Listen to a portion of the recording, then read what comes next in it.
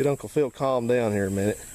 I think we have found our problem, and what we did was, after we ran the car and did all that pushing back and forth and things like that,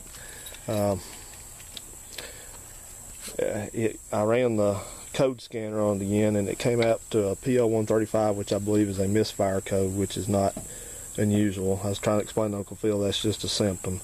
But it also brought up another PO341, which is a crankshaft sensor, crank position sensor fault.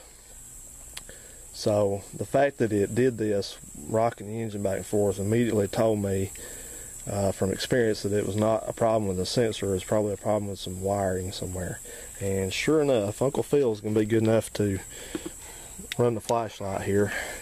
And right down in here, if I can get my camera down here, right down in here you're looking at the harness that runs over to the, I've actually got it pulled out over here, but the crankshaft position sensor on these is, let me borrow that one sec there, Phil, is back here on these.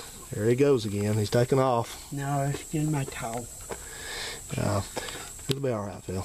Yeah. You got one right there. Just use that, man. Well, it's greasy. I'm fine. It's got gas on it. Anyway, that's the crank position sensor down in there, and that's the harness that comes off of it. It doesn't normally come out there. It goes behind some bracketry here. But what was happening is it's got a place where it runs over this air conditioning line. That's a metal line right there. Now Phil's going to run the flashlight again and try to keep it kind of over so I can get right down here. Right. And I zeroed in on that right away, and it's hard to see, but I'll try to show you. If you look at this center wire down here, if this camera is capable of focusing at all, let's see if it can. Come on. Come on. There it goes. Look at that center wire out there. You see that bare spot in it, and the blue one in the middle? It's hard to see, and I couldn't see it at first. I had to keep twisting and twisting, but sure enough, that's where it was leading right over the air conditioning, the metal air conditioning line. So it's grounding that thing out, we think. So yeah.